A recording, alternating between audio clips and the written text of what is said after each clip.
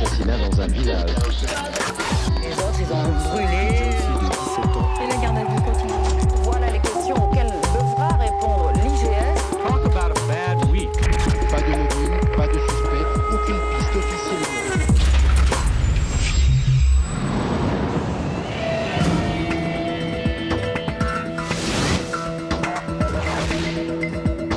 Au sommaire de cette édition, un meurtre en Alsace. Pourquoi m'a tué mon fils? Jean-Marie, un homme dévoué, se transforme en tueur. Il était trop bon, trop con. La victime, un homme violent qui sortait de prison. Entre le tueur et sa victime, une femme, Mireille. Elle est entendue au procès comme simple témoin. Vous pouvez la bousculer?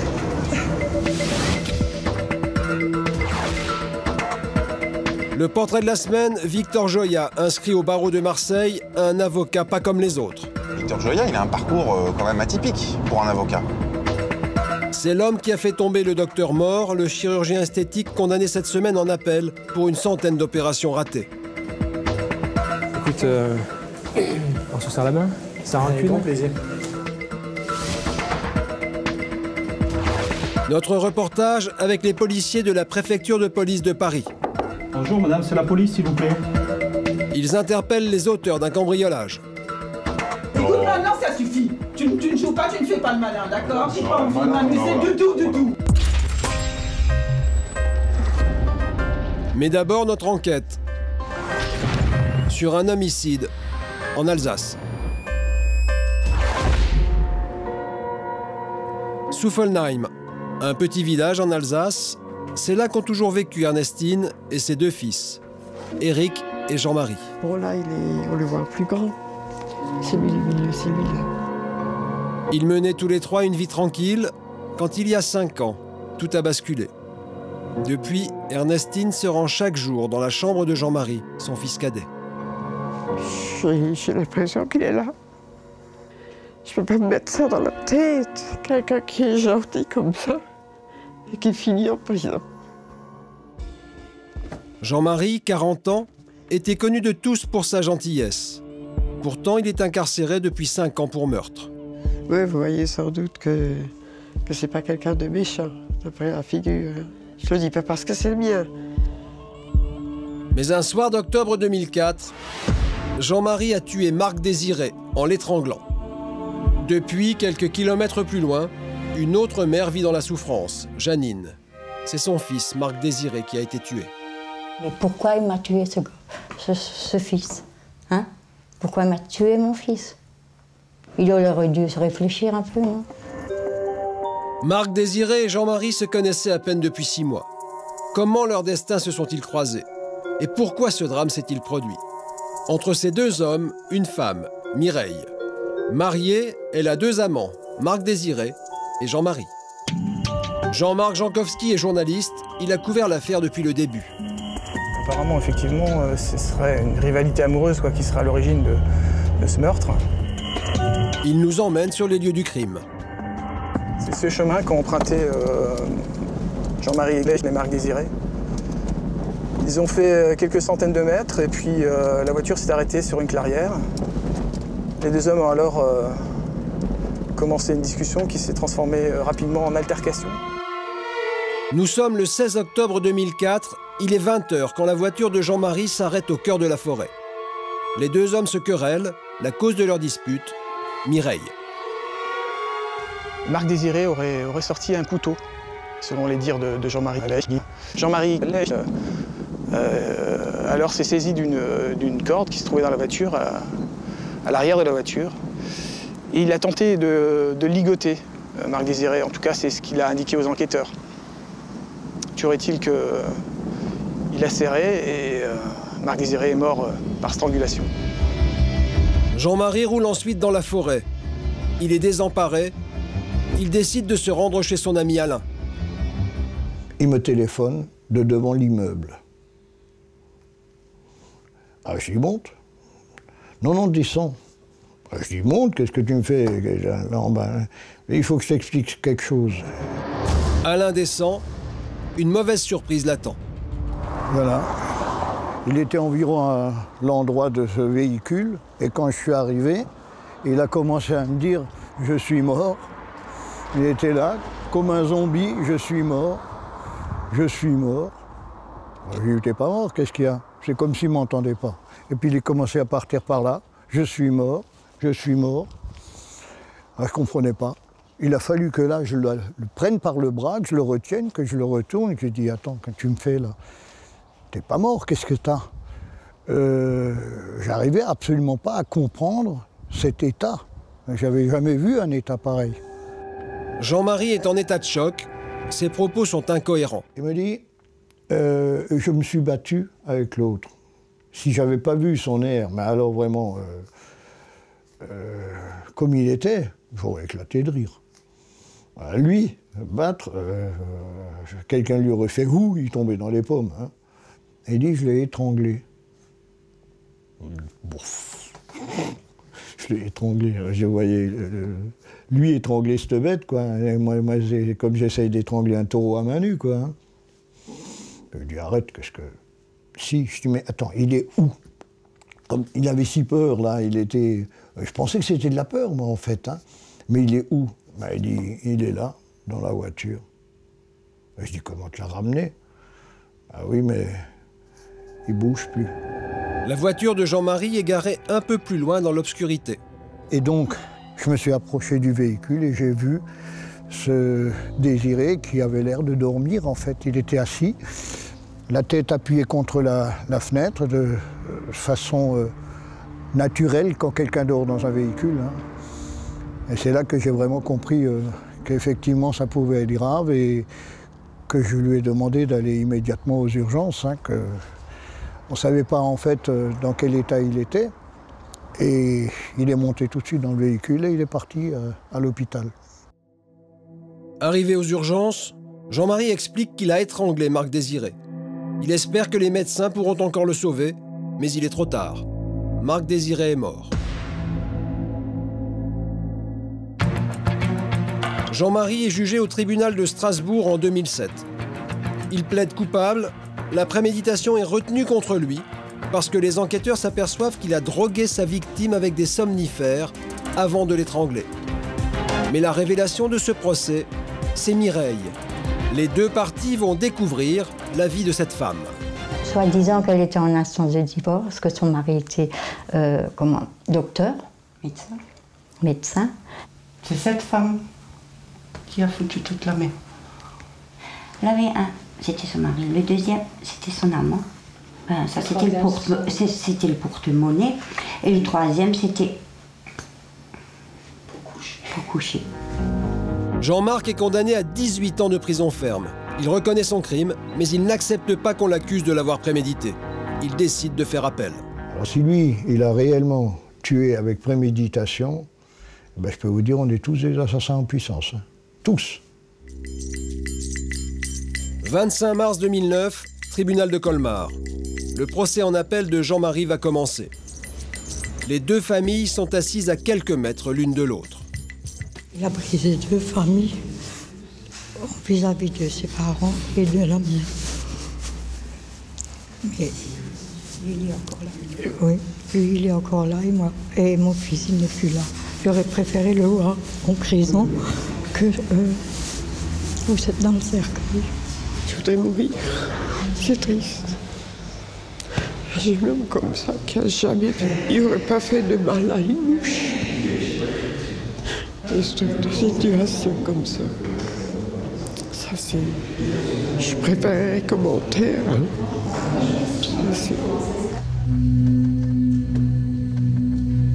Jean-Marie entre dans le box.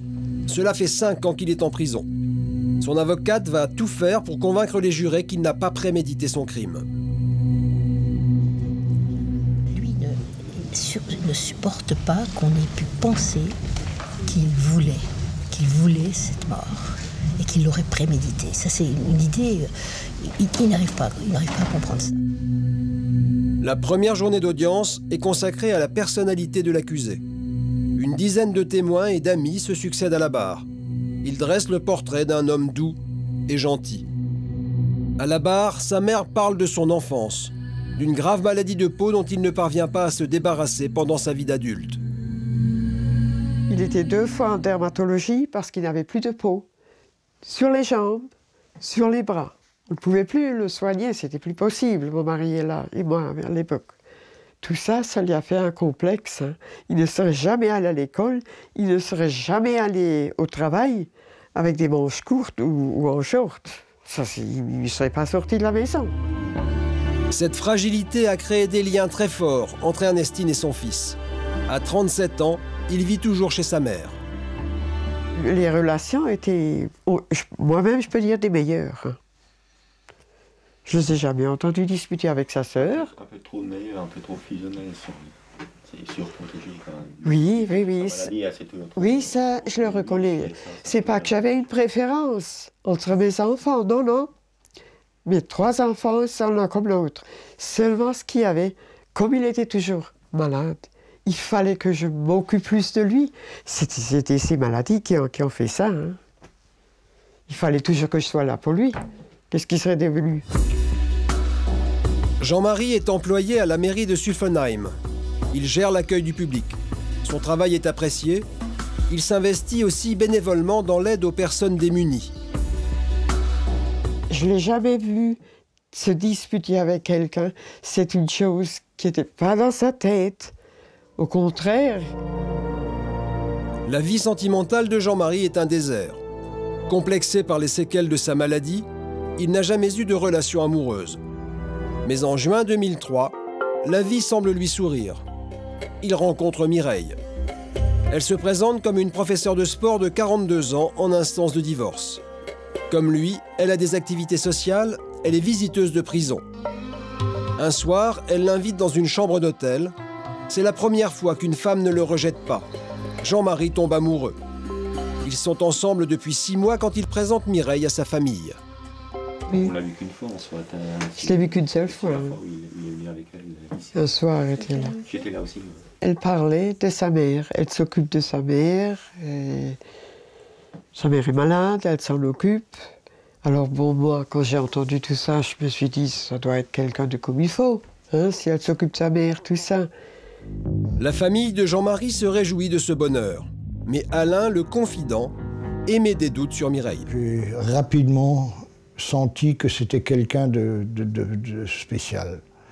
En tout cas, assez spécial pour que, pour une fois, alors que je ne m'occupe jamais de la vie privée d'autres gens, je lui dis « Attention, il y a quelque chose qui ne va pas ».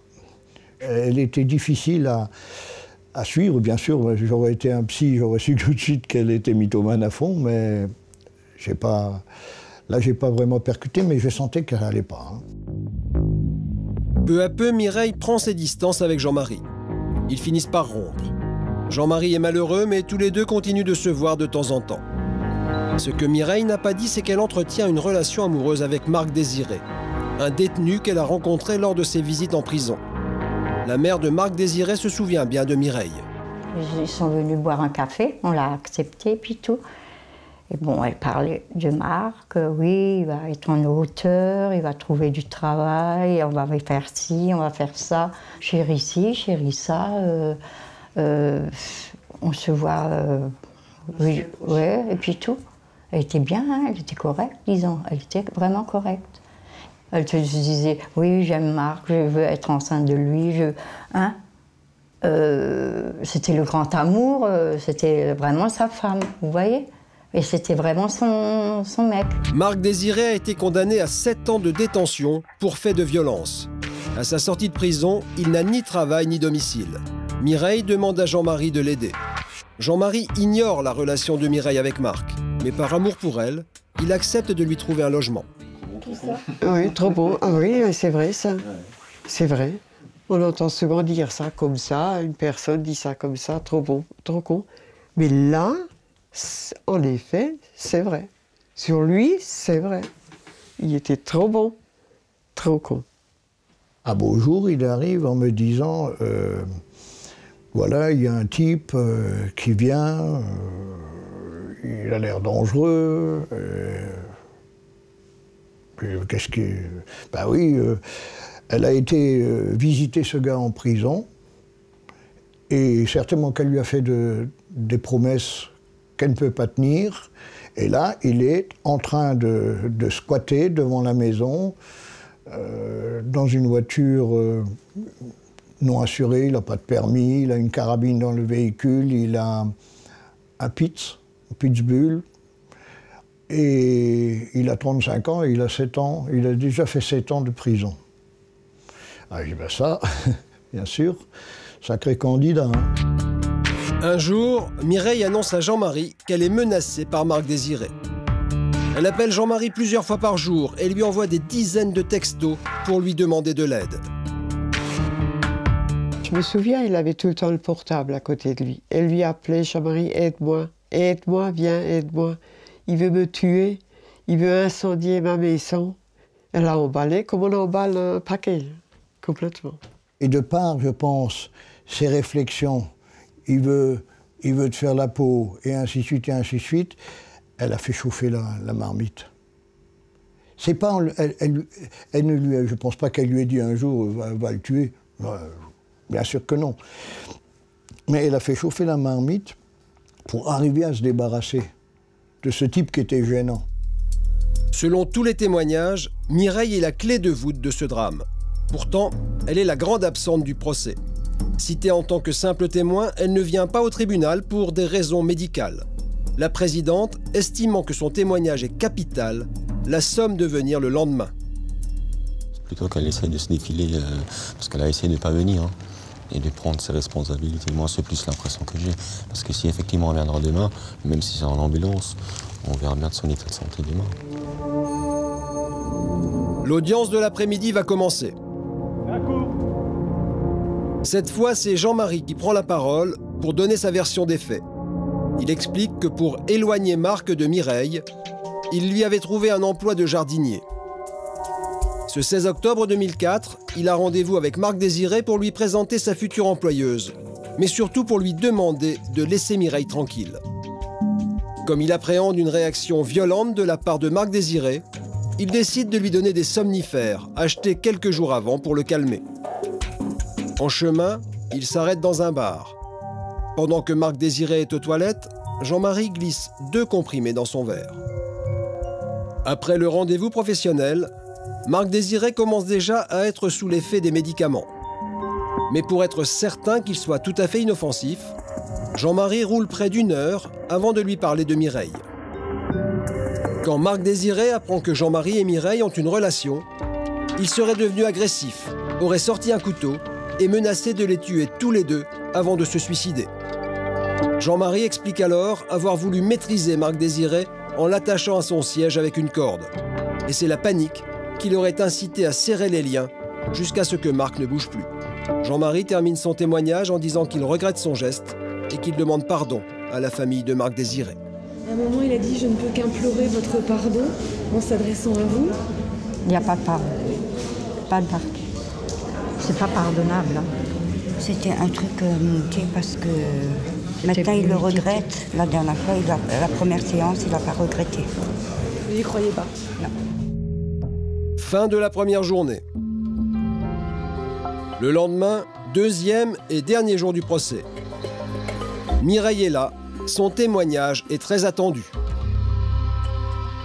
J'attends quand même beaucoup de cette journée, de l'audition de Madame Hoche, qui est quand même le personnage central dans cette affaire.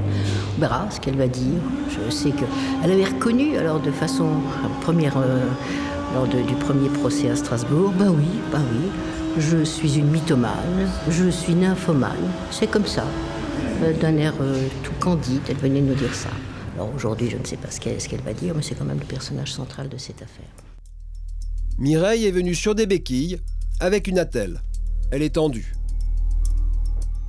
Là, vous appréhendez? Oui, ah oui, c'est sûr. C'est sûr, je suis complètement décidée. Hein. Ils m'ont obligé à venir, donc je suis venue. Moi, je tempère. Il vaut mieux. Vous comptez dire quoi, là, aujourd'hui? C'est juste la relation que j'avais avec les deux. C'est tout. Mon comportement, c'est vrai, enfantin. Comportement immature. Ça, vous le regrettez, ça? Oui. À la barre, elle reconnaît avoir joué avec les sentiments de Jean-Marie au profit de Marc Désiré. Puis elle dresse un portrait peu élogieux de Marc Désiré, qu'elle décrit comme quelqu'un de violent. Elle regrette les mensonges qu'elle a faits aux deux hommes, mais elle ajoute qu'elle n'a jamais demandé à Jean-Marie de tuer Marc Désiré et réfute toute responsabilité dans ce qui est arrivé. Écoutez, je ne sais pas s'il y a encore une femme comme ça au monde. Tout le monde dit ça, elle est fautive là-dedans. Elle n'aurait pas menti et emballé comme ça, ceci ne serait pas arrivé. Après son témoignage, Mireille quitte aussitôt le tribunal sous le regard courroucé de la famille de Marc. Tu veux la bousculer? Il a été manipulé par cette dame, c'est tout. Mais il disait qu'ils avaient peur de mon fils, il avait toujours des couteaux sur lui et tout ça. Non. Bon, il avait des couteaux au début, mais pas maintenant. Une fois qu'il est sorti, c'était fini. Elle a tout menti. Il faudrait aussi la punir. L'après-midi commence avec les réquisitions de l'avocate générale. Elle maintient la préméditation et demande, au nom de la société, 18 ans de prison ferme contre Jean-Marie. La même peine qu'en première instance. Injuste. Étant donné que nous, on a plus de peine que Mme Irlec. Que vont décider les jurés? Ils se retirent pour délibérer. 2 heures plus tard, le verdict tombe. Jean-Marie est reconnu coupable du meurtre et condamné à 15 ans de prison. Quand il entend que la préméditation n'est pas retenue contre lui, il pleure de soulagement. C'était important pour vous? Mais effectivement, non seulement effectivement j'étais responsable, c'était extrêmement pénible, voire invivable d'avoir quelqu'un sur la conscience, mais en plus de se voir reprocher d'avoir tout organisé par un tel drame. C'est ça qui était tout ce qui était plus anormal et extrêmement pénible à vivre. Et ça, au moins aujourd'hui, la décision qui a été prise a rendu la justice, quoi. Est-ce que je peux lui donner la main? Ah ben c'est pas moi qui vous dire ça, faut demander à... Je demande aussi. Je pense que vous pouvez même l'embrasser. Oui. Si j'ai le droit. Bien sûr. Bien sûr. On va aller saluer Madame la Présidente.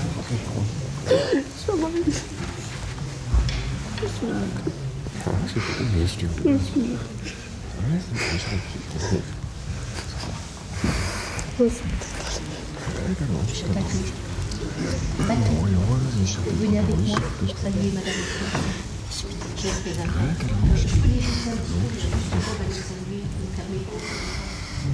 le Moment rare dans une cour d'assises, tous les amis de l'accusé se succèdent pour le saluer.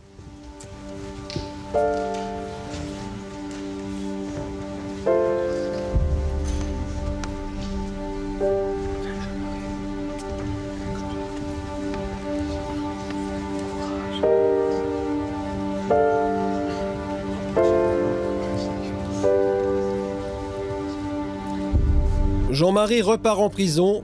Dans 2 ans et demi, il pourra faire une demande de sortie en liberté conditionnelle.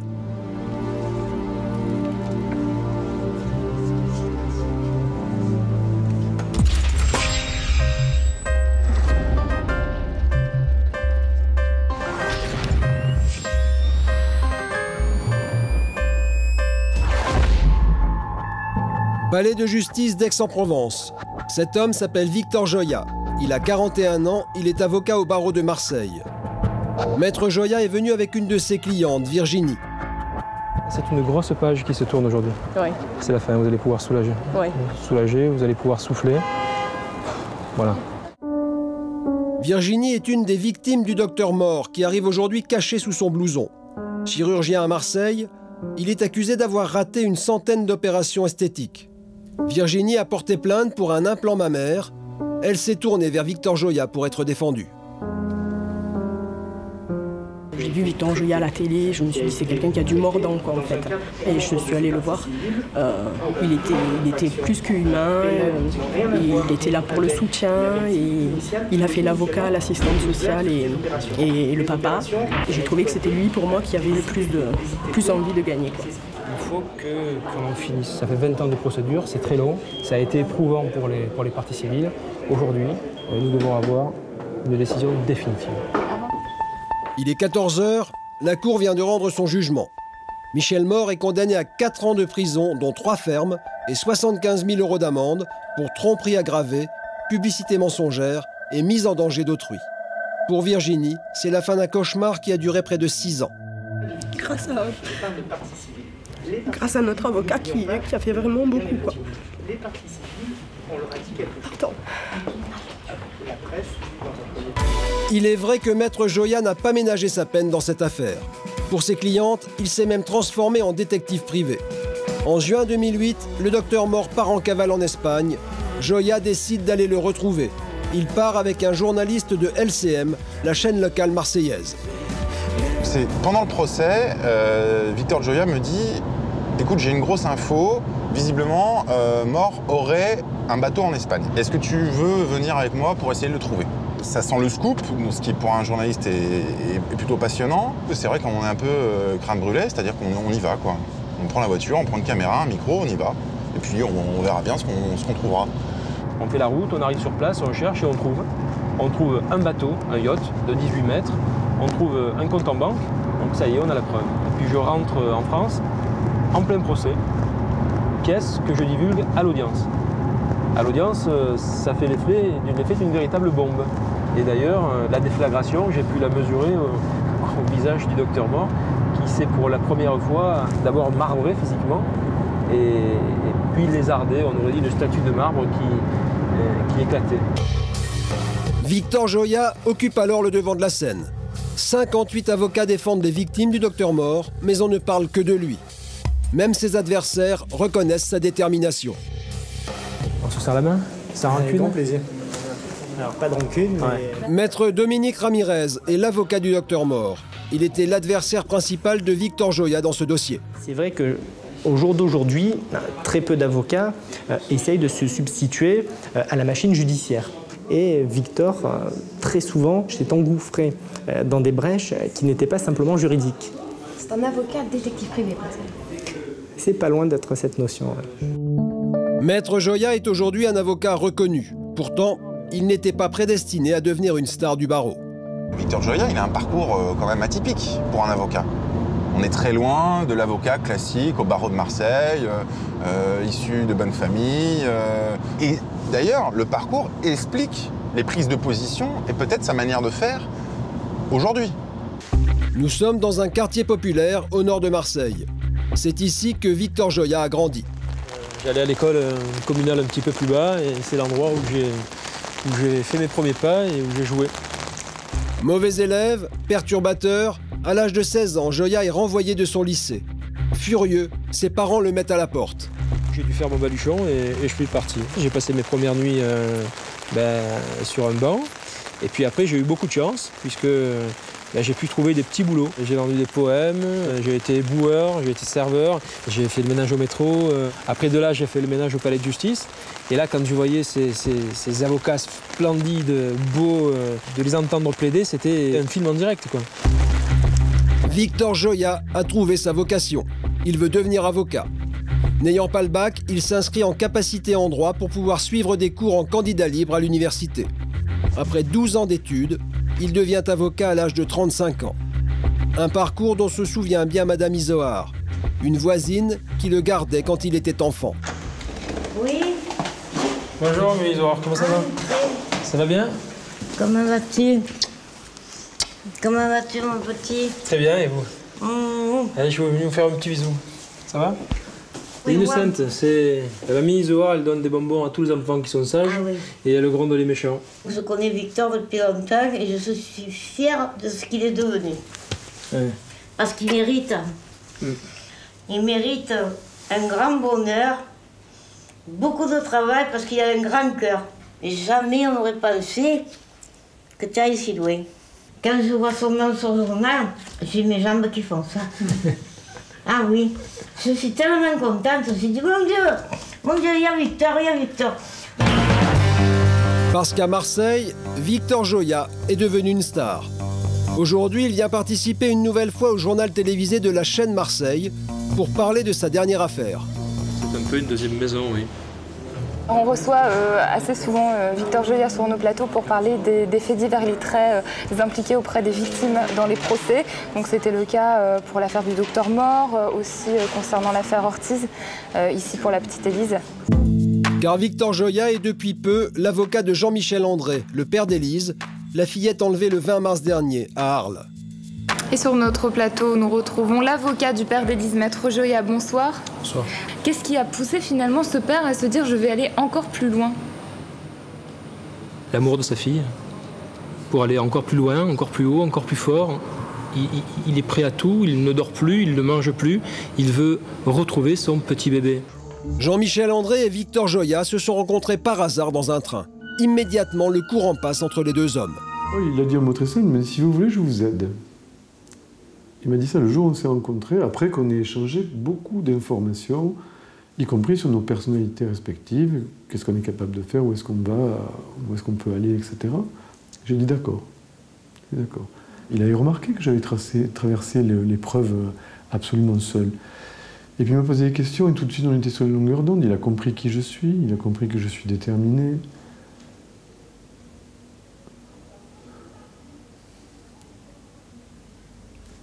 Excusez-moi. Élise a été retrouvée le week-end dernier à la frontière entre la Hongrie et l'Ukraine. Elle vit à nouveau avec son papa. Avec l'affaire de la petite Élise, Victor Joya est une fois de plus l'avocat des victimes.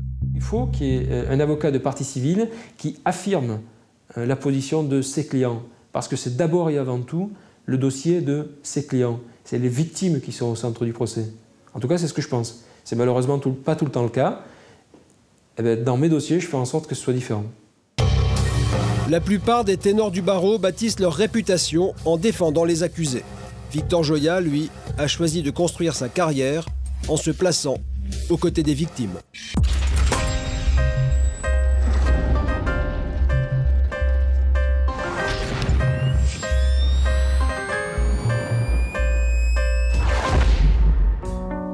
Paris, commissariat du 3e arrondissement. Les hommes du groupement de recherche et d'investigation de la préfecture de police s'apprêtent à interpeller des cambrioleurs. Donc il y aura Alex, David et moi.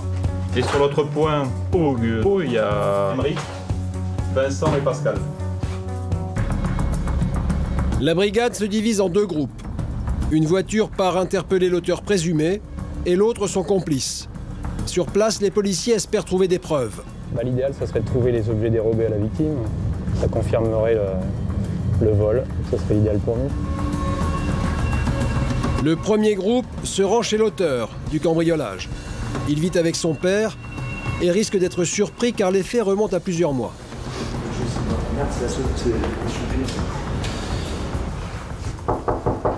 S'il vous plaît. Apparemment, tout le monde dort et personne ne semble entendre. Pascal décide d'appeler sur le téléphone fixe de la maison. C'est la police, monsieur. Vous venez ouvrir, s'il vous plaît? Oui, je vous attends, merci. Bonjour. Bonjour, monsieur. Bonjour, monsieur, c'est la police. Monsieur. Mais la surprise, le jeune homme qu'il recherche n'est pas là. Il y a combien de temps? Il est parti hier soir. Les policiers demandent à son père de l'appeler. Oui, allô? Non, ça va pas du tout, j'ai la police, je vais te passer la police. Hein? Tu quittes pas, hein, d'accord? Et dans votre intérêt, il serait souhaitable que vous reveniez nous voir au commissariat. Merci. Bah, j'espère vous voir tout à l'heure. Merci.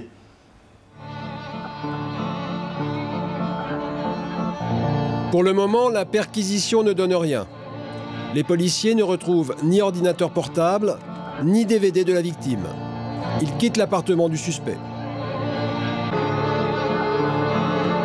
À quelques kilomètres de là, le deuxième groupe s'apprête à réveiller le complice et ami du cambrioleur.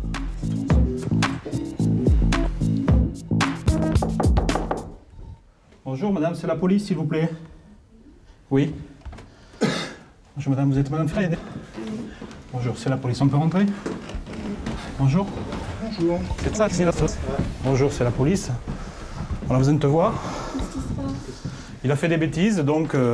Si. Qu'est-ce que je fais? On va lui expliquer. Il est 7h moins 5. Tu es en garde à vue? Tu es en garde à vue. Pourquoi? Qu'est-ce que j'ai fait? On va t'expliquer. Tiens. Le jeune homme est surpris par l'arrivée de la police, mais il suit le capitaine sans faire de difficultés. En revanche, sa mère est complètement désemparée. Elle ne comprend pas ce qui est en train de se passer. 6h55, hein.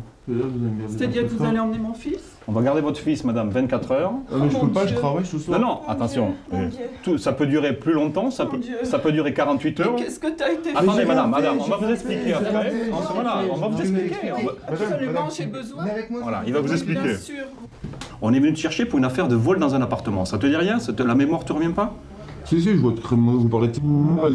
Je sais pas, c'est toi qui m'as... Bien sûr que vous parlez de ça. Et alors? Et moi, j'ai cambriolé personne, monsieur. Non, écoute-moi, si on est venu te chercher, c'est qu'on a des éléments. Oui. T'as été entendu une première fois. Ouais. Hein? On a travaillé. C'est une affaire de police. L'ambiance est électrique, la mère est de plus en plus tendue. Je veux dire, à me terroriser un peu plus, là, c'est bon, vous m'avez dit ce qu'il y avait. Ça suffit, ma fille, elle n'a pas besoin de... Vous voyez, attendez, S'il vous plaît, madame, s'il vous plaît. Oh. Non, vous n'avez... Je viens pas dans ma cuisine, je suis... Au bout de quelques minutes, les policiers parviennent à ramener le calme dans l'appartement. Votre fils, il sait pourquoi on vient le chercher, il va s'en expliquer, et puis voilà. C'est tout, c'est simple. Mais après la police, la mère passe ses nerfs sur son fils.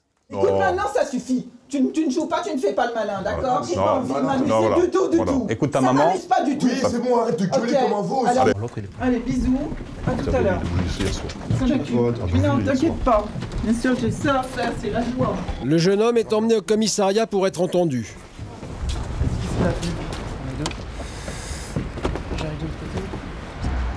On lui reproche d'avoir participé au cambriolage de cette jeune femme. Une amie à lui. Elle habite dans le centre de Paris et le soir des faits, elle était en discothèque avec lui. Alors le matin, je suis rentré avec mes deux amis, donc j'ai essayé d'ouvrir la porte, j'ai vu qu'elle était juste claquée, d'habitude je fais un tour de clé. Donc là je suis rentré, il y avait tout était étalé, il a fallu enjamber parce qu'il y avait des livres, la couette qui était... Ensuite je suis rentré dans la pièce et là il y avait des habits partout, les livres étaient, le canapé était retourné. Les voleurs sont partis avec un ordinateur portable, un chéquier, la pièce d'identité de la victime et ses DVD. Je me suis demandé comment ils ont pu faire parce que la porte n'était pas du tout abîmée. Il y a des barreaux aux fenêtres, donc ils n'ont pas pu passer par la fenêtre. Je me suis vraiment demandé comment ils ont pu faire pour entrer. Et très vite, elle se rend à l'évidence. Ce soir-là, le complice l'avait invitée en boîte de nuit. Il lui aurait volé ses clés pendant qu'elle dansait et les aurait passées au voleur qui serait venu cambrioler. On est resté longtemps dans la boîte. Il avait tout à fait le temps de m'emprunter mes clés, de venir dans mon appartement, de plus ou moins fouiller, même s'il l'a fait rapidement, et de me ramener mes clés au matin. C'est aussi le scénario retenu par les policiers. D'autant qu'ils ont retrouvé des empreintes de l'auteur des faits dans l'appartement et que les relevés téléphoniques entre les deux suspects concordent avec les faits. Mais pour l'heure, le complice du cambriolage nie toute implication dans cette affaire. La première audition va se révéler primordiale pour le capitaine. Il souhaite des aveux. Ça dépend de toi. Elle peut être rapide, l'audition, ça peut durer moins de 12... tout dépend de toi. L'histoire, je la connais. Je sais très bien ce que vous avez fait. Vous êtes parti chercher un arc chez lui. Ouais. Vous avez, comment il s'appelle? Ouais. Je sais pas quoi. Voilà. Il y était dans l'appartement, mais il n'y avait pas que lui. Il n'y avait pas moi. Je te dis qu'il n'y avait pas que lui. Il y avait lui. Donc, après, ils ont fait leurs histoires, ils ont fait leurs affaires. Ils ont fait leurs histoires, leurs affaires, ok. Mais ils étaient combien dans l'appartement? 2. D'accord. Dis-moi comment ces clés sont sorties du sac. Alors, tu veux bien me donner une version, il y a une part de vrai, et puis après, tu me racontes des histoires qui... Bon, allez, ben voilà, c'est bon quoi? C'est bon, j'ai pris les clés. Non, c'est pas me faire plaisir, attends, c'est ta version, et c'est la vérité que je veux. Le jeune homme avoue avoir pris les clés. Mais il implique un troisième individu, un certain Nino, qui aurait cambriolé l'appartement. Pour les policiers, ce n'est qu'une partie de la vérité. Ils poursuivront l'audition du jeune homme après une nuit en cellule. Parle-moi. Voilà, libère-toi. Libère-toi. Allez. De toute façon, je vous ai dit la vérité, sauf que c'est pas le prénom, c'est pas Nino, c'est pas la place, voilà. Mais tu crois pas qu'on s'en doutait? Bon. Après une nuit en garde à vue, Le jeune homme craque et admet que son ami est le seul et unique auteur des faits. Le troisième homme n'existe pas. Tu m'as tout dit? Tu n'as rien oublié? Allez, tu peux craquer, hein? On n'est pas des surhommes, c'est pas un aveu de faiblesse ou quoi? Monsieur Marc, vous venez avec nous, s'il vous plaît? Vous savez pourquoi vous êtes là, non, à peu près, non? Entre-temps, son ami, celui qui aurait cambriolé l'appartement, se présente au commissariat. Il est placé en garde à vue pour être entendu. Son empreinte a été retrouvée dans l'appartement de la victime. À 20 ans, il est déjà bien connu de la police, principalement pour des affaires de vol avec effraction et de stupéfiants. Mais le soir des faits, il affirme avoir passé la soirée en banlieue et être rentré chez lui juste après. Chez moi, je dormais à 12 h. Comment vous expliquez qu'à cette heure-là, votre ami Stas, il n'arrêtait pas de vous appeler? Et vous étiez chez la victime? Après avoir tenté de nier, il avoue à demi-mot avoir participé au vol. Je suis allé récupérer les clés. Je suis allé remettre les clés à la nuit. Et moi, à aucun moment, je suis rentré pour le cambrioler. Donc il a commis le vol, c'est ça? Voilà. Et moi, je suis resté en bas pour le prévenir si quelqu'un venait? Voilà, exactement. Là, tu as participé au vol, alors? Ouais, voilà, j'ai niqué, c'est bon, j'assume. Il fait état lui aussi d'un troisième homme. Pour connaître la vérité, Franck décide de confronter les deux amis. Le troisième homme existe-t-il vraiment? Bon, on va faire la confrontation. Maintenant, je veux voir si t'en as dans le pantalon. Tu vas maintenir ta garçon d'hier, de ce matin ou pas? Ouais. Se joue pas au con avec moi, hein. Tu gagneras pas. Hein. Et moi, je te regarde dans les yeux. Tu me regardes dans les yeux? Ouais. Joue pas au con avec moi, hein. C'est moi qui te dis, hein. Ok? Les deux hommes vont-ils maintenir leur version? Vous communiquez pas. Il n'y a que moi qui parle, d'accord? Pas d'intimidation, pas de regard américain. Non, mais moi j'ai pas envie de rire, hein. J'aime pas perdre mon temps, moi. Celui dont je vous ai parlé hier, hein. Ouais. Tu m'avais redonné les clés, d'accord? Je vous ai menti, c'est la troisième personne qui m'a redonné les clés. Mais le complice, intimidé par l'auteur des faits assis à sa droite, se rétracte au dernier instant et dédouane son ami.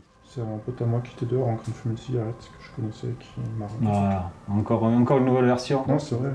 Alors donnez-moi, puisque maintenant vous avez... Je voulais donner ma version ouvrière. Non, mais attends, pourquoi changer 50 fois de version? Pourquoi t'as commencé par... Moi, je voulais pas être trempé dedans à la place. Ah oui, tu crois que c'est courageux ce que vous avez fait? Mais pour le capitaine, cette nouvelle version ne change rien. Pour lui, les faits sont établis et avérés. Ah ben oui, il revient, bien sûr qu'il revient. Ben oui, non, c'est pour ça. Bon, la confronte, c'est à double tranchant. Hein. Leur version, elle ne tient pas la route. Hein. Mettre en cause facilement le mystérieux Nino, dont ils ne savent rien, c'est trop facile, Les deux jeunes seront convoqués devant la justice. L'un comme auteur du cambriolage, l'autre comme complice pour avoir remis les clés. Ils risquent jusqu'à 5 ans de prison. La semaine prochaine, dans Fait divers le Mag, un drame conjugal près de Montpellier. J'étais à terre, et puis je cherchais, alors je vous dirai pas quoi, ah ben si, à me relever. Un mari jaloux tente de tuer sa femme, elle survit. J'évite de le regarder, pour moi c'est un déchet, je ne le regarde pas. Il risque la prison à perpétuité. Même quand je serai sorti de prison, j'aurai toujours ça sur la tête. Notre portrait Thierry, coiffeur pour dames, à la maison d'arrêt de Strasbourg. Au début, c'était un peu impressionnant, quoi. L'image qu'on a du milieu carcéral, on ne connaît pas du tout, quoi. Coiffeur dans un des salons les plus chics de la ville, il est bénévole pour améliorer la vie des détenus. Quand je suis allée en prison, par curiosité, au premier abord, je me suis rendu compte de la valeur de mon métier, de la valeur humaine du métier de coiffeur.